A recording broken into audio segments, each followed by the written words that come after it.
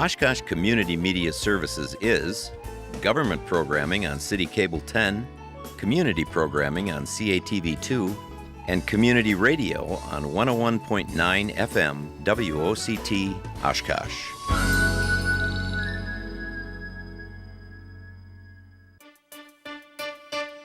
This is Oshkosh Today, your connection to events and organizations in the Oshkosh area. Oshkosh Today is supported in part by the Friends of OCM, Aurora Healthcare, 855 Northwest Haven Drive. Set design provided by House of Flowers, 1920 Algoma Boulevard.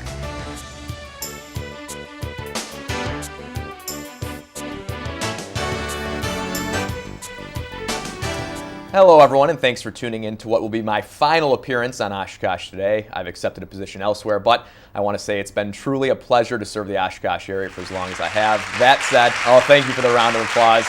Here's what we've got for you today. EAA's big summer event, Air Venture, and another event started as an alternative to it. We check in with our Student Athletes of the Year for an update on life after the award. Find out all about cerebral palsy and ARC. Tell you how you can support a local soccer team's trip to Spain and attend a golf outing with a touch of silver. All that before we're told of a very interesting art fair. And, of course, we focus on health. First up is Dick Napinski from EAA. He's my guest. Dick, thanks for being here. Always a pleasure, Nick. Thanks. So tell us, this year's air show, everyone obviously who's from the Oshkosh area knows of Air Venture at this point, even if they haven't attended it. But when is this year's event? Well, it's coming up July 29th through August 4th, and the world literally comes to Oshkosh, people from more than 60 nations, and as we say, 500,000 of our closest friends in aviation. So what year is this for the Air Venture? How many years has it been running for? Yeah, this is the 61st annual fly-in. It's the 44th one we've had in Oshkosh. Sure. Now, what is going to make this year's event a little bit different? What are some of the highlights that maybe we haven't seen in the past with this event? Mm-hmm. There's some really interesting ones. First of all is a gentleman by the name of Yves Rossi. Mm-hmm. He's from Switzerland. He's known as Jetman. He has a wingsuit. It's a delta-shaped wing like you might see in an ultralight. Yeah. He wears the suit. He has 4 jet engines, 2 under each arm in this suit, and he can fly for 15 to 20 minutes at a time. So he'll go up in a helicopter, fall backwards out of the helicopter, and then ignite the jet engines and fly alongside airplanes or fly aerobatics and things such as that. So first time he's ever been in the U.S. at an air show doing this. And so how fast is he actually going when he's doing this? I know he's got, it looked from the picture, it looks like he's got a parachute in case, heaven forbid, something goes wrong with the engine. Well, that's how he lands eventually, that he actually parachutes to the ground. Okay. But he can do upwards of about 100 to 150 miles an hour in that jet suit. So it is something to see, and probably even faster in a dive. But he's been perfecting this, and we're very happy to have him on the scene this year. And I know you guys are going to be adding a second air night show this year. Why is that? Well, we've had a lot of people. We've had the Saturday night air show for the last 3 years, very popular. We've had 25 to 30,000 people out on the grounds on Saturday night to watch an air show. Mm-hmm. And a lot of people have told us, say, boy, we come to Air Venture early, but then we leave on Wednesday or Thursday. We don't get a chance to see the night show. So we've added a second one this year, inviting them to come out. We'll have many of the same performers on each of the nights, but some different ones on each of them too. Mm-hmm. And so people can come out and enjoy that and really see something that's unlike any other air show anyplace else. Sure, it seems to make sense. Veterans and military are always a big part of the Air Venture show. What's coming this year in regards to that? Okay, for veterans and military, once again, first of all, vets and current military, there's a discount on admission to get into Air Venture. We have the Warbird shows, the World War II airplanes, more than 300 of them will be back here again this year, and they'll have big shows coming up on Friday and Saturday, but flying throughout the entire week. Gary Sinise from CSI New York will bring his band, the Lieutenant Dan Band, do a lot of military shows, a lot of benefits. They'll be here once again playing on Friday night, and then we'll have special programs throughout the days. The veterans on the grounds, we'll have some caps for them as well. So really paying tribute to both the current military right now and also the vets out there. Sure, this is something that I think is very, very cool, and we were actually talking about just before we started rolling here. Disney's actually going to be doing a special screening of one of their movies prior to the national debut or national premiere, if you will. Tell us a little bit about that and how that kind of got latched onto this event. Well, for those people who have seen the movie Cars, this is one called Planes. Much of the same animators and so forth are there. And last year, the Disney folks came out and they saw what we do in the evening at the Fly-In Theater. You have several thousand people there, a 5-story high movie screen, and they come out and they see George Lucas introducing the movie Red Tails. And we said, you know, with planes out next year, you could do this. Right. And that got the ball rolling. And Disney doesn't do this for anybody. But they said, here's an opportunity to reach the aviation audience with a brand new movie. We'll be seeing it on August 2nd. It's part of AirVenture admission that evening. National release is August 9th, so we are a full week before the national release. Very cool. Now, talk about, I know spring came a little bit later than expected this year. How did that kind of affect the preparations for this event? Because obviously with as many people as are flying in and out of this thing, literally, you know, it's not something that comes together overnight. It doesn't. It takes a full year really to put it together. And like anybody else in Oshkosh this year, it's something you look in the backyard and it's a little bit swampy at times. Yeah. Well, we've had to deal with that. We've got volunteers out there. We've got staff out there working on the grounds, getting it ready, making sure the campgrounds are ready, the grounds are set. And we've got people out there working 7 days a week right now to make sure those grounds are ready, again, for the world to come to Oshkosh. What, in your opinion, makes this event so important to this Oshkosh area?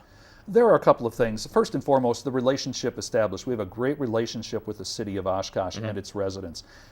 It's something that you can take pride in as a local resident. Sure. The world does come here to the city each year. Oshkosh has become an internationally known name. If you ask a pilot any place in the world about Oshkosh, they know exactly what you're talking about. Right. And then there's the economic value too. UW Oshkosh did an independent study back in 2008, said it's worth $110 million a year to the Oshkosh area and Wisconsin each year. That's every year that comes in with economic benefit. And it really has given Oshkosh, as Wisconsin Event City, the chance to say, yes, we can host big events. Right. Oshkosh was the first one coming in, and then we've added Country USA, Life Fest, all the other ones that take place. But really, the EAA Fly-In gave the city the ability to say, yes, we can do this. Yeah. And finally, since we're running out of time, just real quick, for more information or to purchase tickets, those types of things, where do people go? Who should they contact? Go to www.airventure.org, airventure.org. All the schedules, all the tickets. You'll see some great video and get yourself ready to get all pumped up end of July for AirVenture. All right. Thank you, sir. I really appreciate all the information. And good luck with the whole event. I'm sure it's something that once it really gets off and going, it's quite the sight to see for those who haven't been there. It is. We hope to see everybody from Oshkosh out there in the flight line. Thank you. All right. Time for our first break. When we come back, we cover one event like a blanket, or should I say a quilt. Don't go away.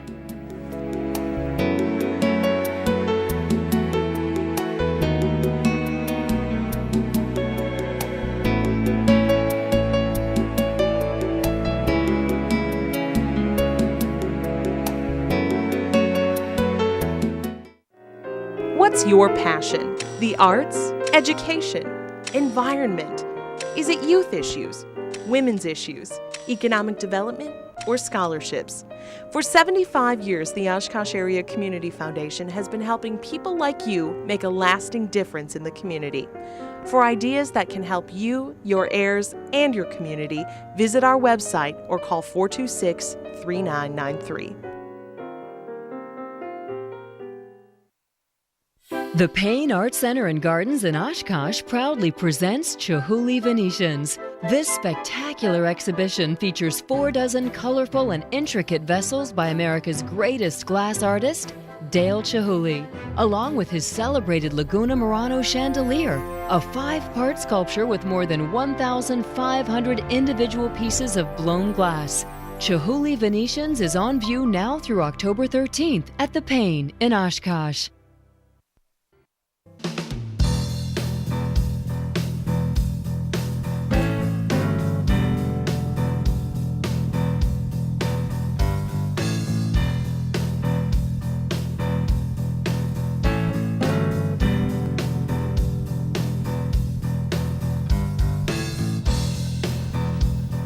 Welcome back. Noreen O'Brien sits beside me now. Noreen, a member of the Lakeside Quilters Guild.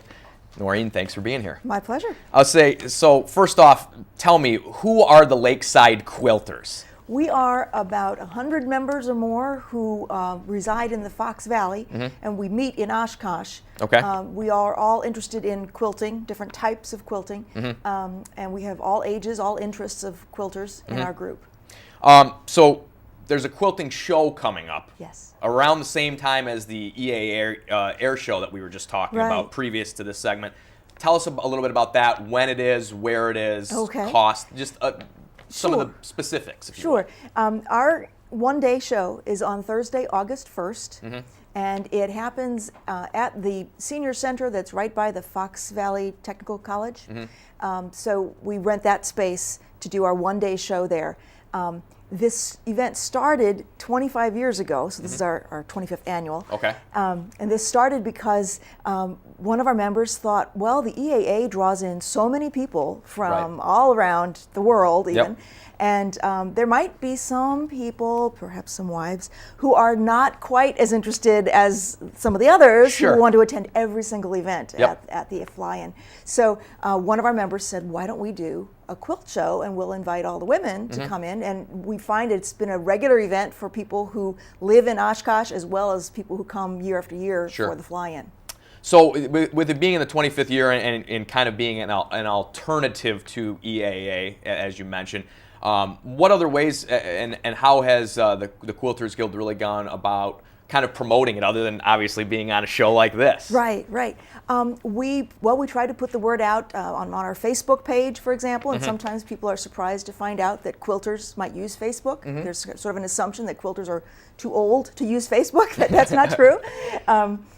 We have been trying to get the word out to people through quilt shops, fabric shops. We put out bookmarks, we put up flyers in all kinds of community settings. And Sure. so that gets the word out. So when people are attending the show, or people who might be interested in attending the show, what types of quilts will they see when they arrive at the show? We have a variety of things. We have bed-sized quilts that come as baby-sized quilts or king-size bed quilts, and they can be very traditional in style. Some of them are traditional pieced quilts with blocks, and others are more applique style. Some of them Now, are what's even, applique style when you say that? Applique is when somebody takes something and puts it on top of another piece of fabric and then sews that on top of it. So it's almost like a patch. Yes, yes. Yeah, okay. Yeah, and that's different from when you attach pieces together in blocks. Sure.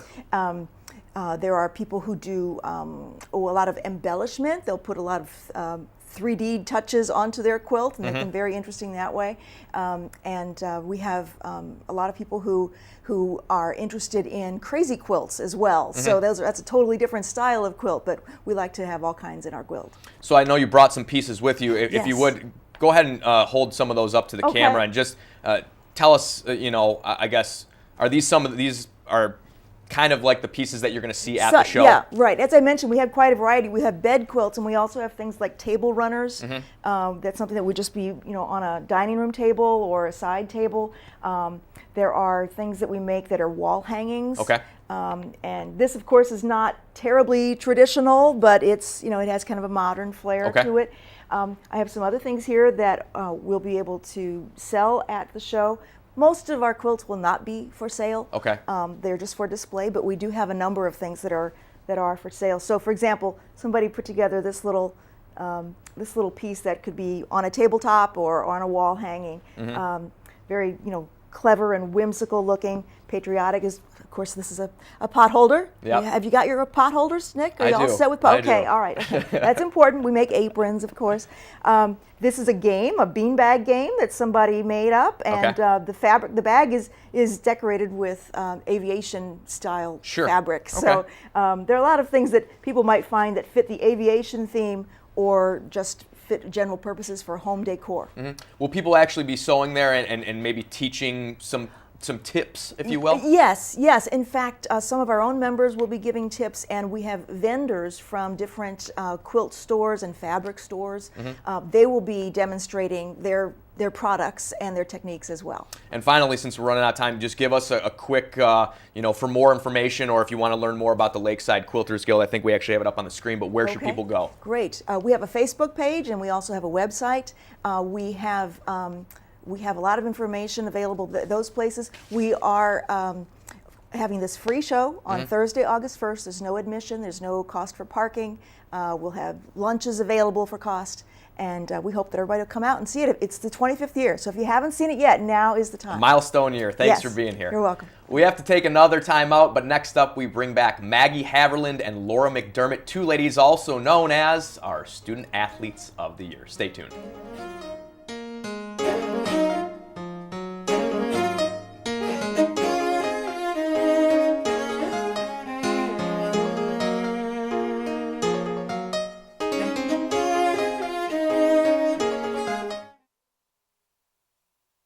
Hi, I'm Mayor Bergtauer, and I'm asking for your help. The city has several boards and commissions that play important roles in just about every aspect of local government. Whether it's the Parks Board or the Landmarks Commission, these and other boards act as a forum for citizens to address their concerns and questions about Oshkosh city government. The boards also provide members the opportunity to make positive suggestions to the council or city staff to move the city forward.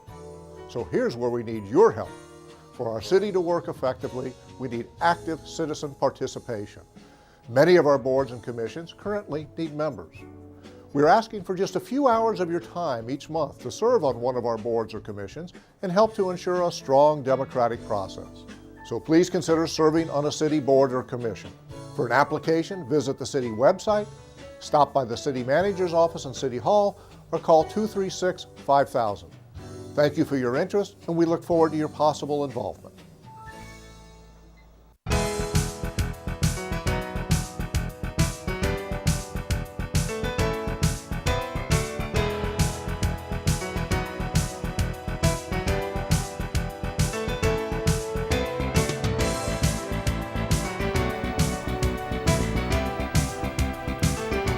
This past school year, through the Friends of OCM and Bank First National, we selected 9 Student Athletes of the Month. Those 9 were narrowed down to 2 scholarship winners. One of them joins me right now, Maggie Haverland, formerly of Oshkosh North. Maggie, thanks for being here. Thank you. All right, so, as we mentioned, you were one of our Student Athlete of the Year winners, so congratulations on that. Just looking back on that, now that you've had a little bit of time to let it settle, what's your reaction, or what was your reaction being picked as a winner? I was extremely happy. Obviously, everybody likes scholarships. Yep. And it made me very proud of my accomplishments as a student and as an athlete. Mm-hmm. I usually focus on my academics, and so it was nice being rewarded for my athletic accomplishments as well. Sure. Now, speaking of that night of the awards banquet, did you receive any other scholarships from any other organizations or anything like that? Yeah, I got a bunch more. Oh yeah? How many more? I don't even know the number. I was basically standing at the front of the auditorium for half the night. Well, good for you. Very, very good. So when you go into high school, or maybe going into your senior year or whatnot, maybe later on in high school, was it always kind of in the back of your mind, or always a goal to obtain a scholarship, was that always kind of part of the plan for you? Yeah, college is ridiculously expensive. Right. So any scholarship is helpful. My mom made me apply for every single scholarship out there, and a lot of them not many people applied for. Sure. Like the small ones, like the $200 scholarships, nobody takes the time to apply for it. So right. You have a really good chance of getting it. Absolutely. Good advice from your mom. Like you said, with college being as expensive as it is, it doesn't hurt to have $200 or $2,000 or whatever the figure is. Off to University of Nebraska-Lincoln, correct? Yes. So how anxious are you to get things going, and when do you kind of start up over there?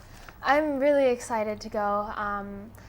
I haven't taken a class since December. I was in Peru volunteering at an orphanage, so I feel like my brain's turning to mush at this point, and I'm ready to start classes. Classes start on August 26th. Okay, great. And finally, what have you kind of heard about college from either your parents, teachers, maybe friends who graduated before you, and what will you look forward to and kind of look out for? Basically just that it's not high school. It's a lot harder. I'm looking forward to taking some really interesting classes, but I'm also a little nervous for having to learn how to manage my time, since I'll have what seems like a lot of free time, but really I need to study. All right, well, congrats again. And actually, we got a chance. I know Laura McDermott is not here, the other Student Athlete of the Year winner, but she was able to join us and tape something in advance of this show, so let's take a look at that. end of May, you were recognized as one of the Friends of OCM Student Athletes of the Year. Now that you've had some time to kind of let that sink in, what does it mean to you to be recognized in that way? It is a huge honor. Academics and athletics have been the biggest part of my high school career, and just to be honored with an award that puts them together, it means a lot to me. When you first applied, thinking back to when you first submitted the application to even be in consideration for the scholarship, how confident at the time were you? And then maybe, I don't know which if any of the other interviews you saw from the other student athletes, but how confident were you that you had a real chance to be named one of the Student Athletes of the Year? Well, I was unsure. I mean, I had a pretty good resume, I guess. I was a three-sport athlete with a great grade point average, but I knew a lot of people that were the same, that I know a lot of athletes that I'm friends with, and they have great grade point averages too. So, and then when I heard about a couple other people that won the award, I wasn't quite sure that I was going to end up being a winner, but it was great it turned out. Sure. Now, college is something that, I mean, through the years, it just gets more and more expensive, it seems like. Oh, yeah. That said, how nice is it to know that you got $1,000 in your pocket from Bank First National in this scholarship? It will definitely be such a huge help. As you said, college is so expensive these days, and it's going to help me out a lot, I'm sure, with books and just necessities I'll need next year. When we visited with you originally, when you came in to do your interview as one of the Student Athletes of the Month, you had applied to both Notre Dame and then Loyola Chicago. What's the update there? The update, well, I am going to be attending Loyola Chicago next year. Unfortunately, I did not get into Notre Dame, and that's just a testament to like how hard it is to get into college these days and just the challenge. But I'm very excited to be attending Loyola next year.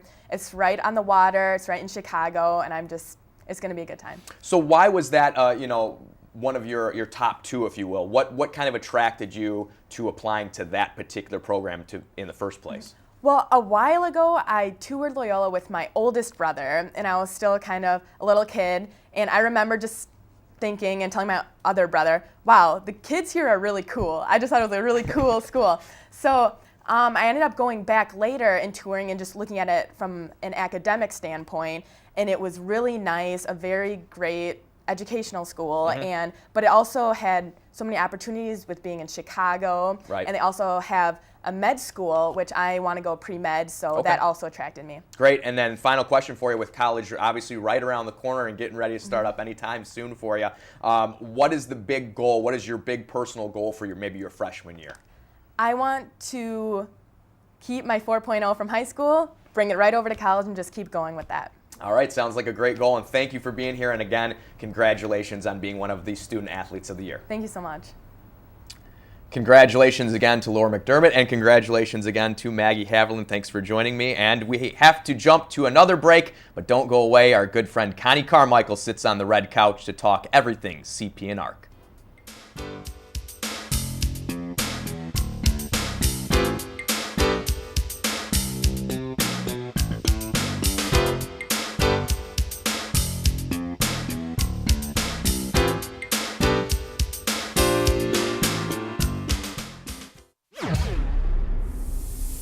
Steampunk, this summer, only at the Oshkosh Public Museum. Come see the most unique and interesting museum exhibit in Wisconsin, and the only exhibit dedicated to steampunk. Wild, fun, and wonderful. Your eyes, ears, and fingers will feast on a fantastical mixture of wondrous machines and gadgets, stunning artwork, and elaborate costumes. Outrageous designs, spectacular styles, and funky gadgets await you. Steampunk, only at the Oshkosh Public Museum.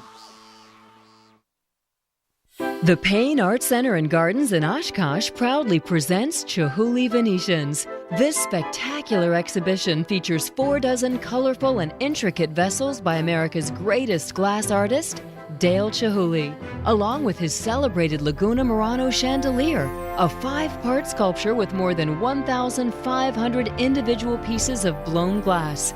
Chihuly Venetians is on view now through October 13th at the Payne in Oshkosh.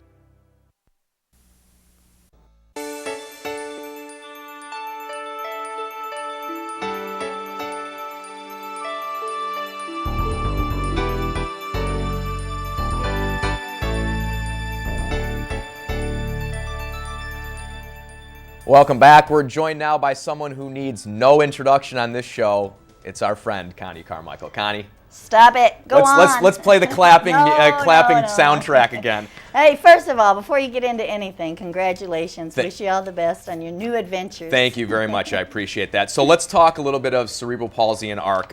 So tell us about some of the services that CP of Mid-East Wisconsin offers. A lot of people don't realize that we serve more people with disabilities other than cerebral palsy. Okay.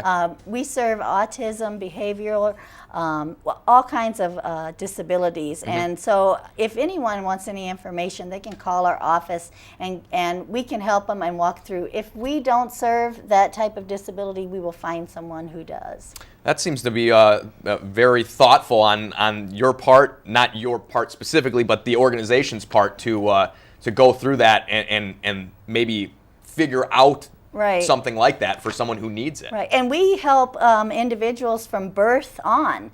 Some organizations only help people with disabilities that maybe are 2 or 3 years old or in school and everything, but we help from birth on. Explain a little bit about, I hope I'm saying this right, the respite house? Yep, you got Okay. it. The respite house. A lot of people don't realize that we have 2 respite houses, one here in Oshkosh and one also in Watoma. And what the respite house does is it helps families with family members with disabilities kind of give them a break.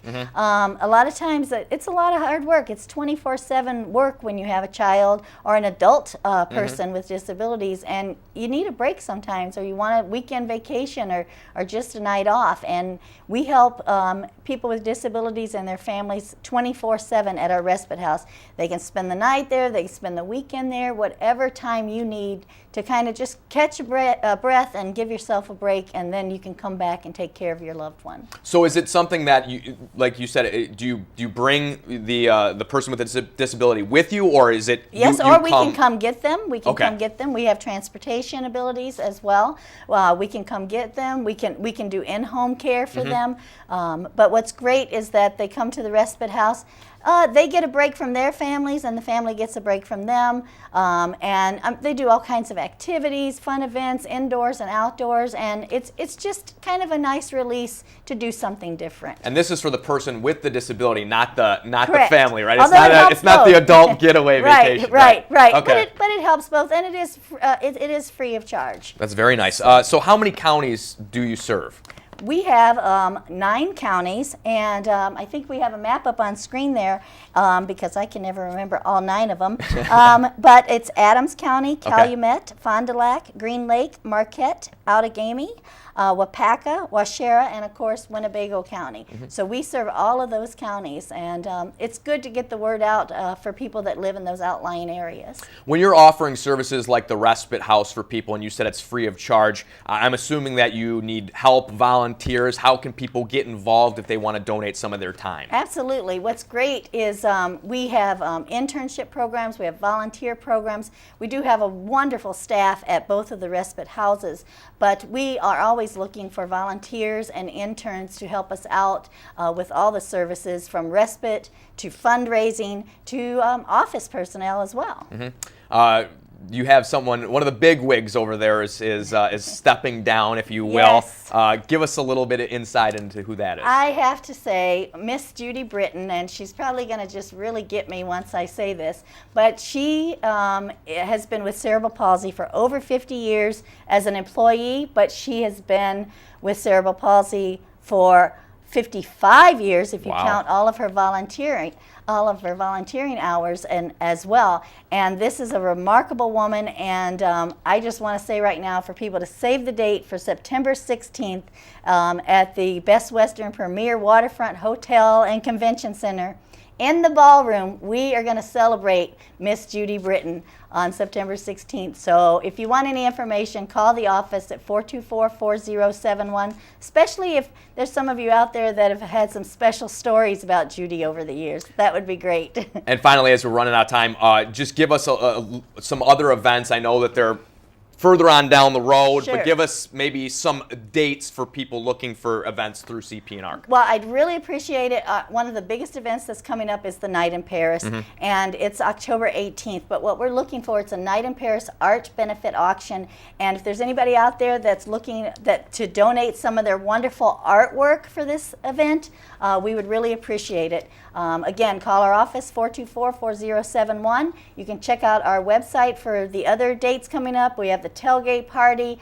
We have a casino, speakeasy night coming up as well. And we'd love to have people on our committees or volunteers. Sounds great. Well, thank you, Connie. Yeah, well, good luck, Nick. Thank you very much. Riptide Soccer is looking to make waves overseas soon. How you can help support their mission next.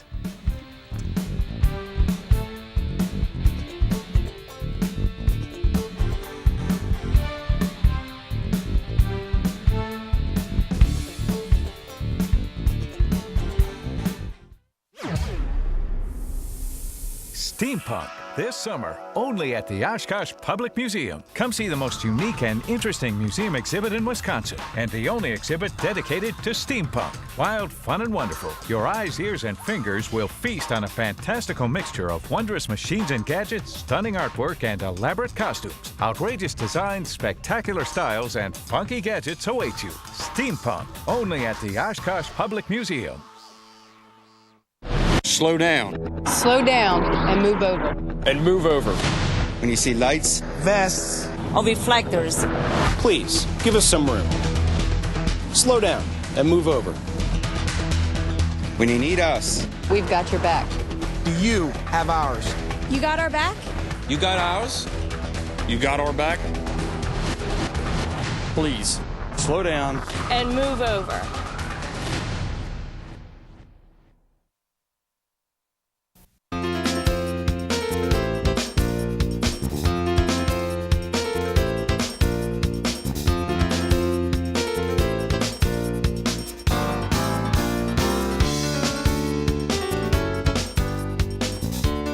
Soccer. It's the world's favorite game, and soon one local team will test their skills against some of the best. I'm joined now by Chris Guido and Taylor Ryko of the Riptide, a Water Cities soccer club team. Thanks for both being here. Thank you for having us.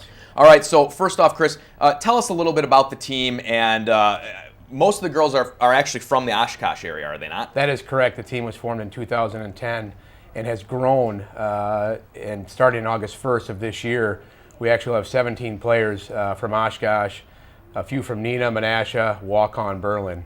So the team has grown quite a bit over the last couple of years. Sure, and this is obviously from the tease that I just did, the very competitive travel soccer team, and a team that it is in constant need of tryouts. And some people who maybe are on the team from the years previous aren't on the team this time around, correct? Yes, that is correct. It's a select soccer team, and each year there are tryouts. And being a part of a select team, you have to be the best of the best. And this year we selected 17 of the best area soccer players to play on the Riptide team. We play at a high level. We play in the premier level in the state of Wisconsin, and we play the best of the best. Speaking of that, you guys are going to be competing in the Dynasty Cup, if I'm saying that correctly. Where is it played, and when does this occur? The Dynasty Cup is the largest international soccer tournament in Europe, in San Sebastian, Spain. It hosts about 400 teams from 5 different continents. So Wow. about 8,000 players participate in this tournament. Next year, we will leave and play July 3rd, we leave, and we play in the tournament July 6th through the 12th. And then we'll be making our way back to the States on July 13th.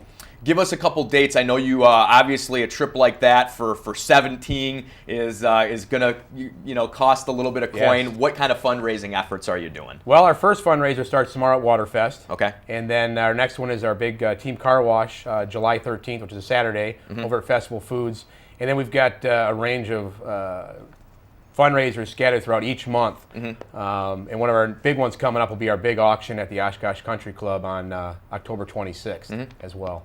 Taylor, talk about how long you've been playing for the Riptide, and also what you're kind of most looking forward to in regards to this trip over to Spain. Well, I've been playing for Riptide since it formed in 2010, which is about 3 years. And I'm most looking forward to spending time with friends and family in Spain and looking forward to the culture and the way they play soccer. Sure. What do you think that you can learn, whether it's athletically or just from seeing maybe a different way of life out there? What do you expect to kind of take away from the trip when it's all said and done? Well, they play a way different kind of soccer over there, and like I want to take away like the knowledge, and I want to try and be a better player. Sure.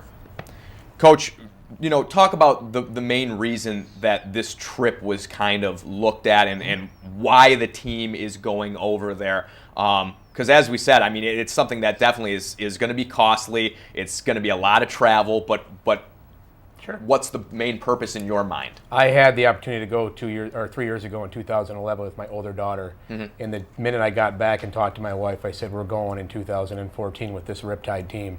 And the planning started then, believe it or not. So it's been in the works for 2 years. The overall experience was a life-changing event, and I still talk about it today. I wanted to provide that opportunity to the players and the families that could go, the same type of experience that I had over there, and I'm hoping it will give them lifetime memories. What kind of, how do you get involved with this? It's not, I'm assuming it's just not, you just sign up and say, hey, we want to play. You have to have achieved some level of success, correct? You have to be a team that's able to compete. You're playing against, many different teams from many different continents that play together all year round. And in doing this, we want to have the opportunity to play the best of the best so that we can say we've played the best. And give us a recap, if you would, on some of those fundraising dates and whatnot, so that people who are hearing about this and want to help support the team can do so. You can always check out our website at Water City Soccer Club, and you can click on our team page. You can check out our Facebook account as well, and that lists all the dates. But our next big event is the Team Car Wash at Festival Foods on Saturday, July 13th.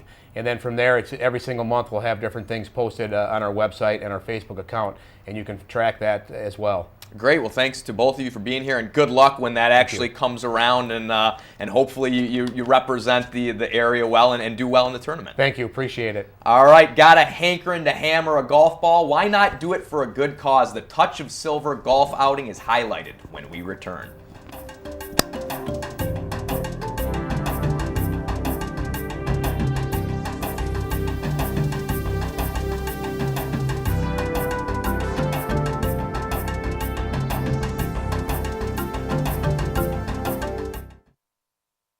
Hello, I'm City Manager Mark Roloff.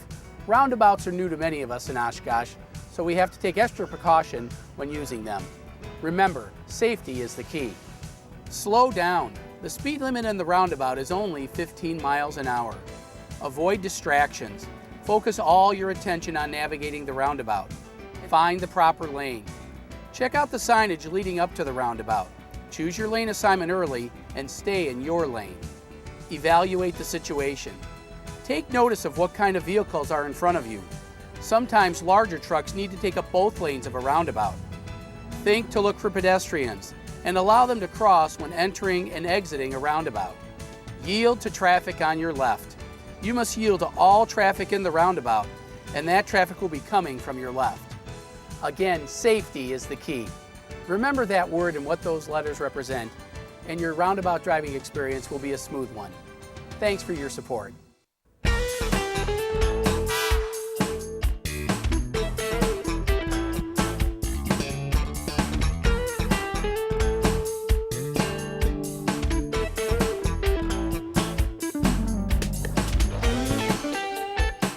When the Zombies sang time of the season, maybe they were referring to golf outings in summer. Okay, maybe not, but it is that time. The always stylish Molly Boots is my next guest.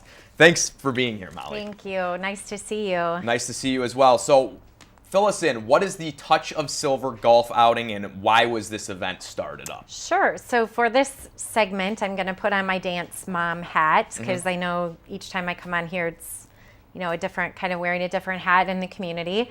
But my daughter dances at Julie's Touch of Silver, and the Touch of Silver Twirling Corps is actually an extension of Julie's Touch of Silver. It's its own nonprofit 501c3. Okay. And the Corps is a separate entity. It's within Julie's Touch of Silver, but actually you have to audition for the corps, and these girls spend their summers pretty much, and some of them more than that, competing. So my daughter is one of the youngest girls in the corps, but we will spend the next month traveling and competing. Now, some of the girls did just get back from Switzerland last year and won the gold medal for twirling. Very cool. For this, represented Oshkosh obviously very well in Switzerland. And so the Touch of Silver Twirling Corps just provides an amazing opportunity for local kids to participate in dance. And just going to these events with my daughter and seeing how amazing Julie's Touch of Silver is. I'm super proud to have her as part of the team. So this is just one of the fundraisers that helps those girls be able to continue to perform at that caliber. Okay, so give us some of the specifics about this golf outing. When is it? Where is it? Cost, those types of things. Sure. So the golf outing will be held on Sunday, August 11th, and it'll be at Lake Breeze in Winneconne. Okay. And the golfer entry fee is $60 per individual golfer right now through the end of July. Okay. The cost does go up after that, after July 31st, or you can pay per foursome. So the foursome fee would be $220. And the golfer registration form is available right at juliestouchofsilver.com. So that's the official website of Julie's Touch of Silver. And there's a bunch of events going on the day with a silent auction, and lunch is provided on the course and different things like that. We are still looking for sponsors, so if people are interested in sponsoring the dancers, the twirlers, they can contact any one of us on the committee, and that's also listed on the website. And then there's a $20 party on the patio for those who don't golf, particularly the wives, and we do that from 2 to 5. And it's just a great way to come out and support the corps. You mentioned a silent auction. What type of items do you know that have been kind of donated, or raffles and those types of things? Yeah, we're still working on that right now. I think there were some pictures from last year, so some of those are being shown right now. I think there were some items from obviously the local professional teams, and yes, we always have some really fun things. So sure. Now talk a little bit more about the party on the patio and what all is going to be included with that. I believe it's just an opportunity to just come out just and mingle, and enjoy some drinks and hors d'oeuvres and things like that. So again, it's for those who want to support the corps but maybe don't necessarily golf, or for me, I'll probably meet up with my husband at the party on the patio after he golfs. A lot of the dads, of the twirlers golf, and grandpas and family members or whatever. So it's just kind of a fun way to meet up at the end of the day and show our support for how hard these girls work. And I will say these girls are phenomenal athletes. I mean, again, my daughter's 9 years old and she dances every single day for anywhere between 3 and sometimes on Thursdays she dances for 4.5 hours, and she absolutely loves it. And it's a great form of exercise. It's a great way for these girls to learn time management and all of the things that goes along with sports. So. And you said you made mention of volunteers. Can someone get involved with this event or helping out with Julie's Touch of Silver for maybe other events and those types of things? Sure. If somebody would like to volunteer or again sponsor a hole or whatever it may be for this event, they can go to the website and they'll find information on the committee members, in addition to just calling Julie's and leaving a message there, and we'll be happy. There's about probably 8 to 10 of us who are on the committee and trying to just help and make this event the best it can be. Great. Well, thank you for the time, Thank and you. I hope that this outing draws in the numbers and it definitely helps support the local dance studio. Absolutely. Thank you. All right, one more break to hit before we highlight an amazing art fair and wrap up with a focus on health. Don't go away.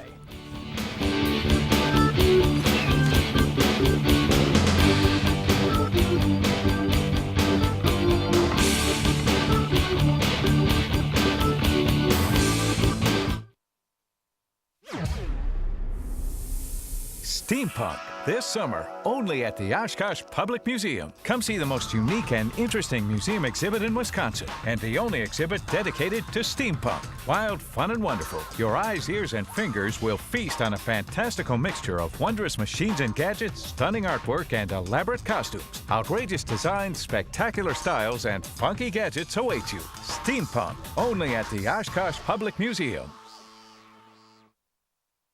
The Payne Art Center and Gardens in Oshkosh proudly presents Chihuly Venetians. This spectacular exhibition features 4 dozen colorful and intricate vessels by America's greatest glass artist, Dale Chihuly, along with his celebrated Laguna Murano chandelier, a 5-part sculpture with more than 1,500 individual pieces of blown glass. Chihuly Venetians is on view now through October 13th at the Payne in Oshkosh.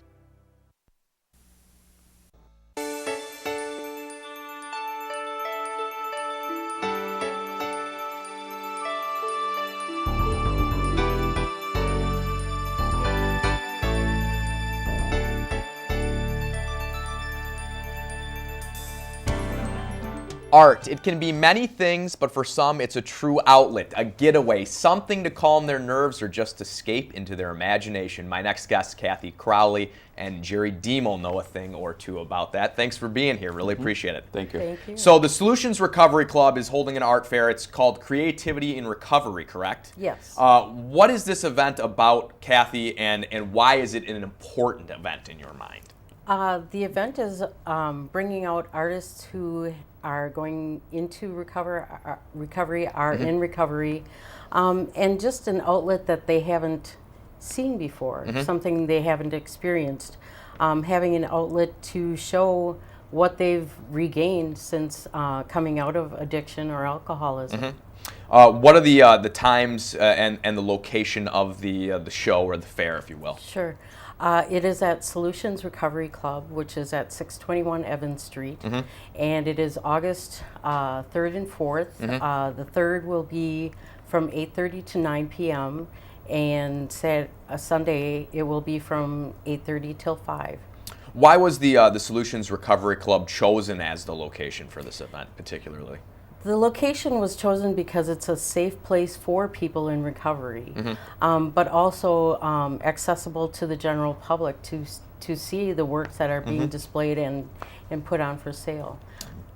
Jerry, what kind of art or talent will be, I guess, seen or on display at this fair? I'm going to have to turn that over to Kathy because I'm representing Solutions and how they approach us and everything. But I'm going to turn that over to Kathy. There's quite an array of artwork, anything from photography, jewelry, paintings of many kinds, many styles, many media, acrylics, oils, watercolors, even to pencil drawings. Sure. What does it mean to you guys? Are you going to have art pieces on display or in this show?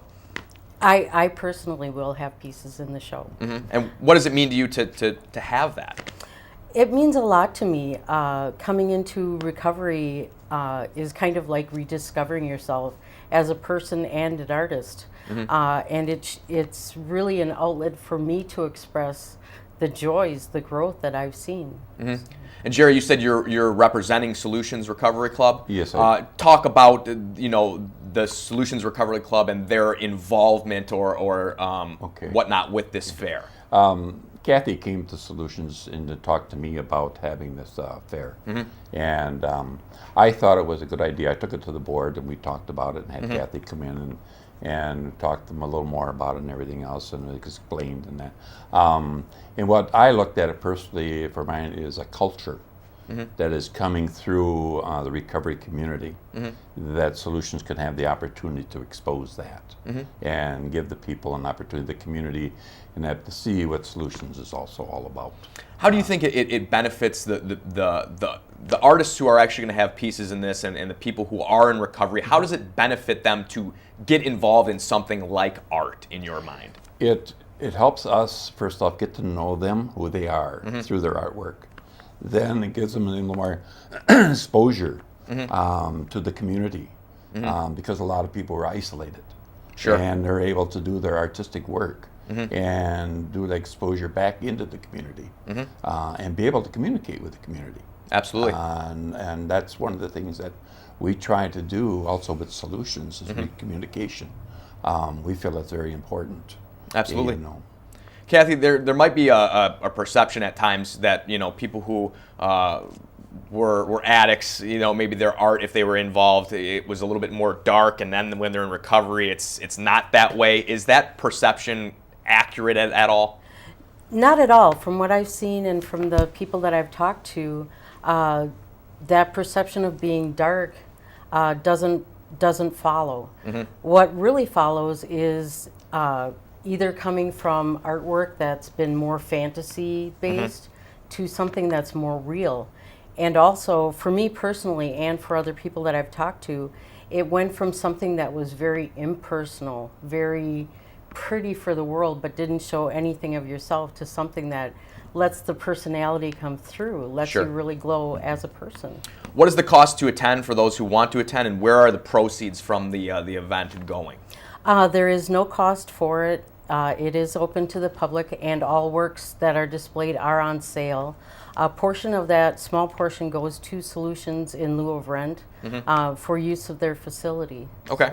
So in your mind, either one of you can really answer this question, maybe both of you. Why should people check this event out? I think people should come to this event to see the exposure and a different side of the recovery community is what I think they should come to see. You know, because we have people there, like you have said, that have been on the dark side, taking a risk to come over and do their artwork, and then be an experience, and then the community can come in and just see. It's not all, because there's a big misconception a lot of times in recovery, and what we're trying to do through Solutions is get the exposure on what recovery looks like, rather than the disease itself. All right, well, thank you both for being here. I really appreciate the information about the event, and I hope it's rather successful and draws a large crowd. So, thank you. Thank you. All right, well, it's that time again to Focus on Health with Ted Stefaniak. This Focus on Health segment is brought to you by Aurora Healthcare. Hello and welcome to Focus on Health. I'm Ted Stefaniak. Today we're at the Aurora Medical Center in Oshkosh, and we're going to try to clear up some of the confusion surrounding a relatively new program called the Medicare Wellness Visit. How does it differ from your typical annual exam? Well, we're hoping to get some of those answers from family practice doctor Tim Wallace.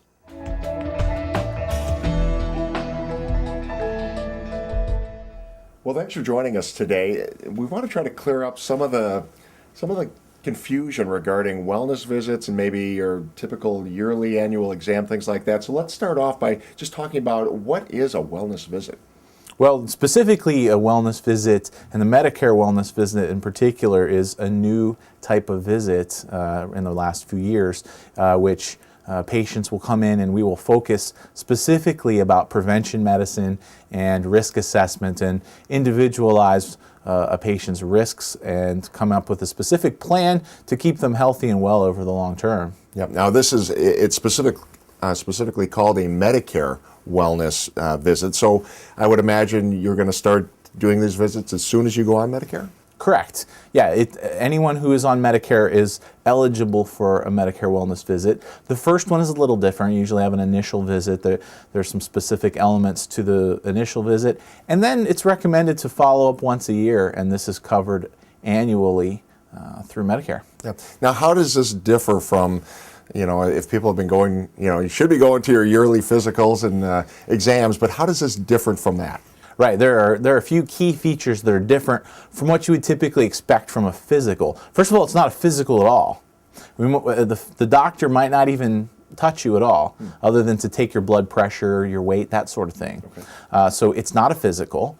Number two, it's not a visit about your chronic medical conditions. We're not going to talk about your blood pressure, your cholesterol, your diabetes, nor will we address medications or refills. Now, your doctor might do that during the visit, but what you have to understand is the line that Medicare draws for this exam is that that part of the exam is free, but the part where we start talking about those chronic disease and it gets out of the realm of physical, you could be charged your copay as a normal visit, and that's something that you'd want to talk about with your doctor.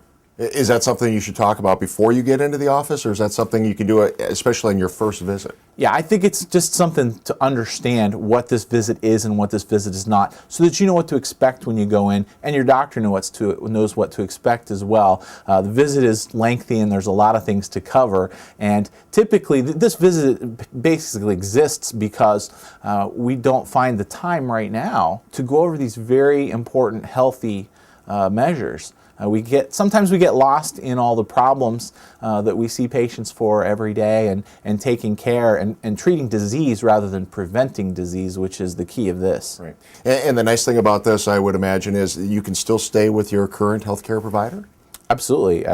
Your primary care provider should be able to provide the Medicare wellness visit for you. Yeah. Is it that person then making the decisions on what types of screenings are necessary? Not at all. You're a team. Okay. You together with your doctor, you're going to decide what's best for you. And it's not opinion, it's evidence-based medicine that we use for these practices. The United States Preventive Services Task Force has developed a set of healthy screens for specific ages and specific risk factors.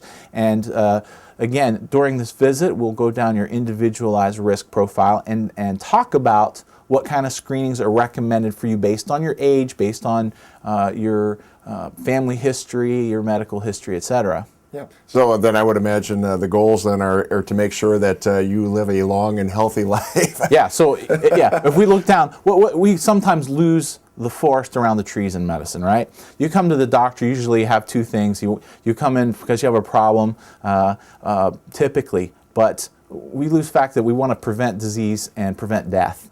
And the leading causes of death: heart disease, cancer, COPD, stroke, accidents. All 5 of those are completely preventable. And that's what this visit is about. Right. And then I suppose if some of those issues come up through the screening, you just go back to your typical routine of being able to treat those then. Right. So you're going to walk out of this visit with a plan in hand or emailed to you that outlines the next 5 to 10 years of what our plan is with regards to prevention. That should include things like colonoscopy for colorectal cancer screening, cardiovascular screening, your cholesterol check, diabetes screening for sugar. Plans with regards to immunizations. What kind of immunizations do you need? The pneumonia vaccine, annual flu vaccine, shingles vaccine, that sort of thing. And then again, individualized risk, those who are smokers, AAA screens, those sorts of things. Yeah.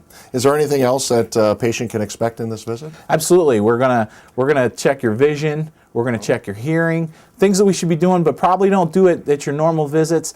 Cognitive function. We're going to talk about risks for falls, which is a major cause for morbidity and mortality as we gain wisdom and maturity. And we need to be addressing those things and again, preventable causes of death and severe illness. It almost sounds like we can reduce our time with different doctor visits through this plan. I think that's why it exists, because hopefully what it'll do is it'll keep you healthier and it'll decrease cost in healthcare in general. So wellness, when we promote wellness and we focus on that, everybody wins. All right, we'll give you a call when we have some questions. You bet. Thanks for taking some time with us today. Thanks so much. So if you are currently enrolled in Medicare or soon will be, and you have some questions about this program, you can always get a hold of your primary care provider, or you can get a hold of Dr. Tim Wallace here at the Aurora Medical Center at 303-8700. I'm Ted Stefaniak, and we'll see you next time on Focus on Health. This Focus on Health segment has been brought to you by Aurora Healthcare. That'll do it for this episode of Oshkosh Today. Thanks for everything, Oshkosh, and please continue to support OCMS and all of the hard-working individuals associated with it.